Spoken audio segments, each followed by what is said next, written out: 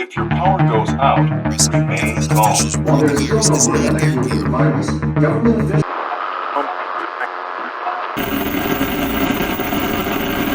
Bah oui, parce qu'en fait, on se rend compte que ces mêmes cabinets de conseil privés se retrouvent aux mêmes endroits. On l'a vu en France à l'Élysée, et on voit bien qu'à la Commission de Bruxelles, ils ont aussi leur droit d'entrée.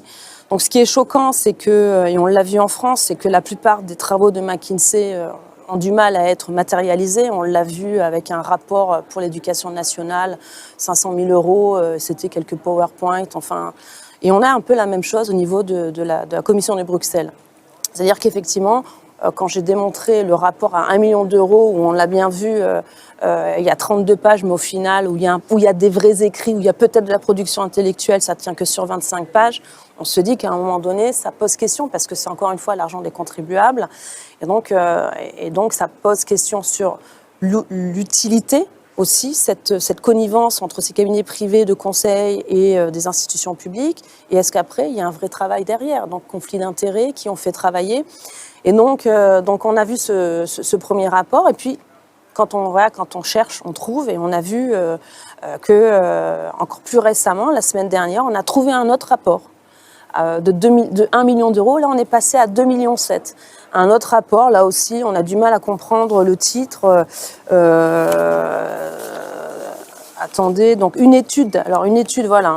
Une étude d'évaluation scientifique, technique, juridique et considération économique de la flexibilité de l'industrie manufacturière de l'Union européenne et innovation en matière de contre-mesures médicales pour les voyages transfrontaliers graves, menaces pour la santé aux frontières. Donc c'est ça un petit peu ce qui a été demandé par l'Agence européenne de la santé et de l'intérieur à McKinsey, qui a décroché ce contrat pour 2,7 millions. Donc ça, c'était la semaine dernière. Donc en gros, ça va un petit peu regarder comment gérer le Covid. On pense que c'est ça, parce que rien n'est clair dans ces contrats. Mais ce qui moi, m'alerte, encore en plus de ces liens, de toujours ces mêmes cabinets conseils qui gravitent autour de ces institutions, c'est quand même, on l'a vu en France, le problème aussi de déclaration fiscale. On l'a vu avec l'affaire McKinsey en France. Pendant 10 ans, ils n'ont pas payé d'impôts. Enfin, moi, je voudrais savoir auprès de qui ils ont ces informations, parce que c'est quand même génial de toucher autant de contrats publics, de pouvoir continuer à travailler en France et pas payer 1 euro d'impôts en France. Donc ça c'est vrai que c'est scandaleux. Bruno Le Maire a dit qu'il n'était pas au courant, alors que quand même, il est ministre de l'économie, il devrait quand même savoir qui fait quoi, quand en plus ce sont des gens qui rentrent à l'Élysée aussi facilement et qui donnent des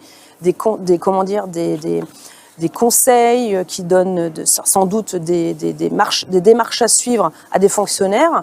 Donc là, le fait qu'il ne sache pas, ça pose question. Est-ce qu'il ne veut pas savoir? Est-ce qu'il le sait, il n'a pas envie d'agir? En tout cas, ça pose question. Et du coup, quand on regarde ce qu'il se passe ici à Bruxelles et qu'on voit que pour obtenir un contrat chez nous, il faut qu'il y ait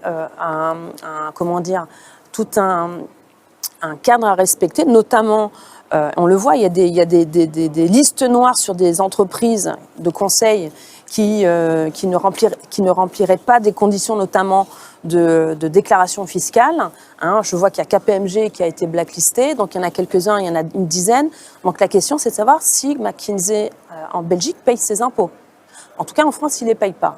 Donc moi, ce qui pose question, c'est est-ce que le fait qu'ils ne payent pas en France leurs impôts, est-ce que ça ne devrait pas avoir un impact sur McKinsey en Belgique qui obtient un contrat de 2,7 millions d'euros alors que normalement, il devrait remplir des conditions strictes et légales et et même morales concernant le fisc? Est-ce qu'il n'y a pas là un problème concernant ce point? Parce que si Bruno Le Maire avait en tout cas alerté concrètement le fisc et s'il avait ouvert une procédure, peut-être que la Commission n'aurait pas ne se serait pas engagée à donner ce contrat à McKinsey en Belgique. Là, on parle d'un contrat qui a été donc signé récemment. Très le 30 récemment, mars, c'est ça, hein. voilà, le 30 mars. Donc ça, il n'y a pas plus d'une quinzaine de jours. Donc c'est en pleine affaire McKinsey. Là, je ne comprends pas que les fonctionnaires n'aient pas fait attention. Il faut quand même que nous aussi, en Belgique, on vérifie ce point parce que ce sont les as de l'optimisation fiscale. S'ils arrivent à faire cela en France, je ne vois pas pourquoi ils n'arriveraient pas à le faire la même chose en Belgique. Alors, est-ce que vous pensez saisir la commission? Alors du coup, ce qu'on va faire là, parce que c'est tout récent, et donc on a obtenu tous les documents qui démontrent que McKinsey a obtenu très récemment ce contrat, en pleine affaire McKinsey en France. Donc on va saisir par voie de questions écrites la commission pour qu'elle nous réponde sur ce sujet.